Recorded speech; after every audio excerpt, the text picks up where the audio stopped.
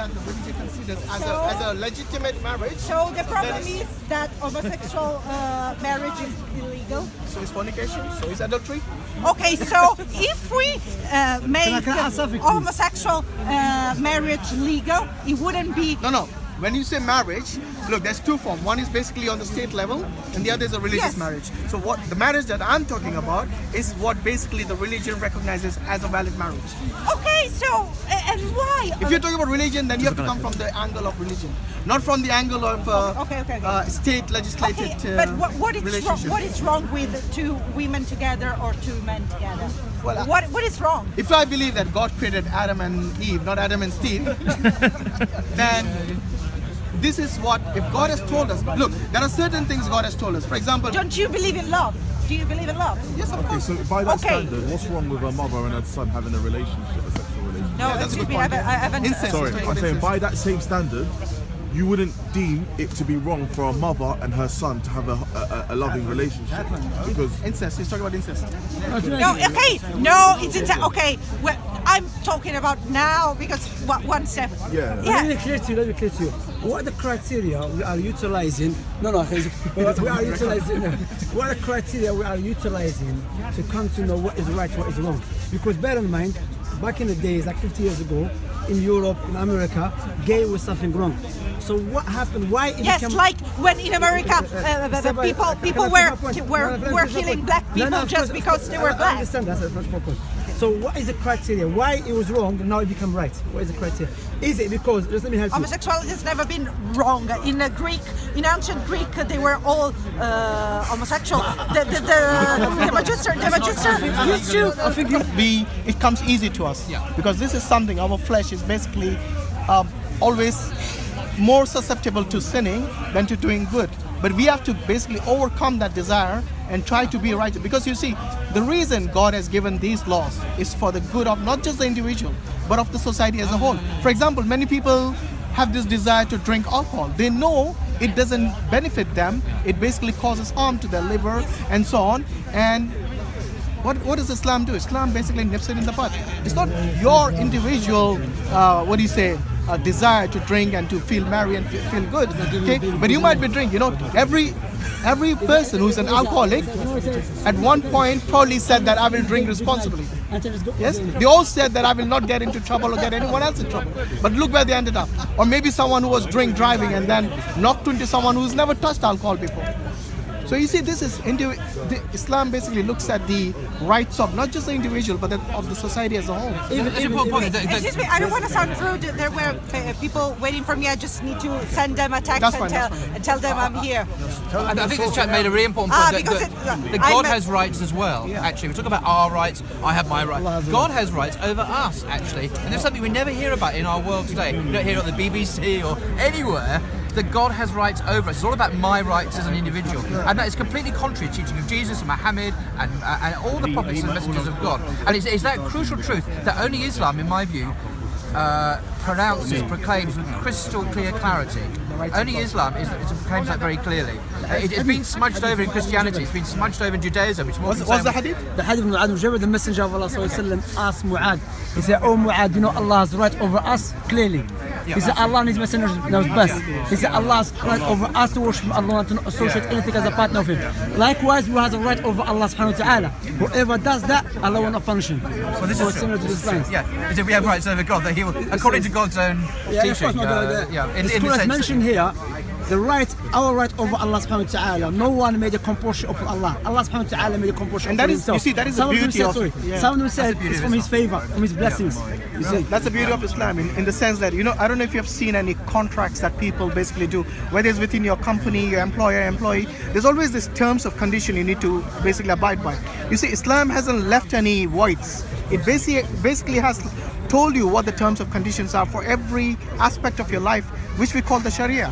There are many people who misuse the meaning and the wording of Sharia to only imply the judicial, the laws, the punishments and so on. Anyway. But there's a huge aspect to it about the rights of the man over the woman and so on. I want to talk to all of you. I want to listen to this point very well. As a Muslim, logic dictates, and logically speaking, that if I make a car from scratch, Is there anyone knows about the car better than I do? No one knows. So therefore, if you want to know about the car in details, who you come to? The one who made it. So therefore, logic dictates, we believe Allah is the creator of everything. So He knows about ourselves and everything in details better than human beings. So logic dictates to follow His commandment, then follow the human laws. You see what I'm saying? That's what logic dictates. That's why we have to focus on establishing that it's good. Absolutely. But I think for this lady, what we need to do is, because she doesn't believe in God, Before that, we need to step back a bit from the Sharia and explanations in the Quran and so on, and try to make her understand why do we need to worship God? Why do we need?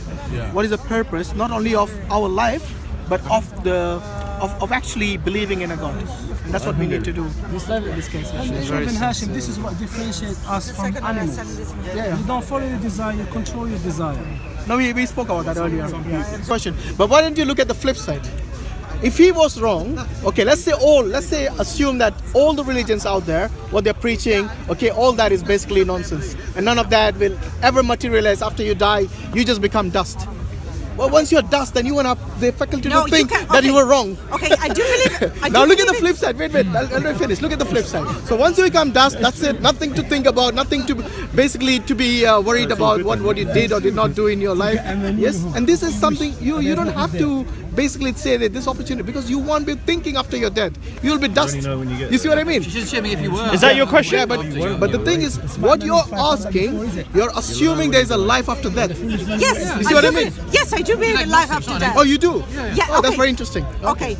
Very few agnostic people actually believe that. Okay. I do believe that. believes in life after death? Yes, because I do believe in science. So science? everything. Okay. Nothing. Okay. Everything. Nothing. It's created from nothing, and nothing. It's destroyed from nothing. Oh, you mean we all move to another. Energy moves. So energy converts from one. So when we die, I form do to another. believe there's some energy in us, and it turns into something else. In today's newspaper, the Sun newspaper, not that I want to quote the Sun, but it quotes Roger Penrose, who's a leading British physicist at Cambridge, saying exactly what you just said. In today's edition of the Sun newspaper, he quotes a bunch of physicists. Yes, it's not my opinion, but many people. No, I'm said saying that. what you're saying is very hot science. So what do you, It's not, when you nothing say you is believe created, in nothing is destroyed, everything just turned to another. You're basically telling us about the third law of thermodynamics, which is basically matter is neither created nor destroyed. Yes. And this is actually in a closed system, which we believe in as well. A closed The important thing is this: when you say you believe in life after death, okay, it's probably very different to what the religious people believe in, because they believe that you will actually have a soul which will be conscious, yes, in the life after death. And based on your life in this world, have you led it, and based on what God expects of you and what God is going to reward you or punish you in the life after death, this is what you'll experience. Physically experience this actually. And this is what we believe as life after death. So it's kind of different from the scientific angle which you're talking about, because as far as energy is No, concerned, I still don't have the exact image of my life after death, because science says that things, but I imagine something greater after life. I don't know. I don't know what. Fair enough. Yeah. That's the point. I don't know. You know, there's something called the Pascal's wager, which is basically what you're kind of hinting on in a way when you ask Paul about, let's say, what he was, what desires he had in this life. He did not basically act upon it because the religion prohibited that. Okay. Yes. So what I'm saying that, okay, let's flip that on the other side and say that what God told you to do, yes, you did, and what He told you to prohibit, what He prohibited, you basically did not do it. You avoided that, and based on that, you'll either be rewarded or punished. Now you tell me, who's the person who's better off? The person who believes this, okay, that there is a life after death and there's a punishment or a reward waiting for me, or the same person who believes all these things, yes, and there really is all that religious thing is just basically rubbish and nothing actually happens. He dies, he's dust, and that's it. So either way, he's the one who wins. The person who believes in religion. Who's taking the bigger risk? But a person who did not believe in religion, and he says, oh, there's no life after death, and there's nothing going to happen to me, reward or punishment, and there actually is going to be reward and punishment, then you're basically really taking a huge gamble there. She does believe in life after death. Yes. No, but in a different way but to... I don't know what to believe. You know, Dante You'll know when you wrote. get there. Look at which one has too late, look buddy. at which one has the best evidence. Italian. That would be logical. God you believe in, No, your God we could be don't wrong. have any evidence. evidence of life after death. No. Okay, the book itself. If somebody told you the Bible is correct, yeah, or if somebody told you the Quran is correct, yeah, how would you differentiate which is the truth? You would look in it and look for evidence. Correct? Evidence, okay. Do you believe that evidence doesn't reside in there? Is that what you believe? There's no evidence about life after death. Hold on. It's fake. Sure. It's just fake. So you're saying there's no life after death? No, I do believe in that, but it's fake. Her idea of life after death is different to ours. Yes, it's like a wish because I don't think if we die and turn to dust, it was really everything meaningless. Really, everything meaningless. That's why Allah said in the Quran. أفحسبتم أن أو translate it because the Quran أفحسبتم أنما خلقناكم عبثا وأنكم إلينا لا ترجعون فتعالى الله الملك الحق. Do you think that we created without any purpose? Allah is far away from this imperfection because this goes against the wisdom of God. For God to create us for nothing and then everyone die, then there's nothing after that. What about Hitler, what he did? Who's going to judge him for that? What about Stalin? Who's going to judge him for that? What about all these murderers? Who's going to judge them for that? You see what I'm saying? That's why people, they wish there's nothing after death because they know what is the outcome.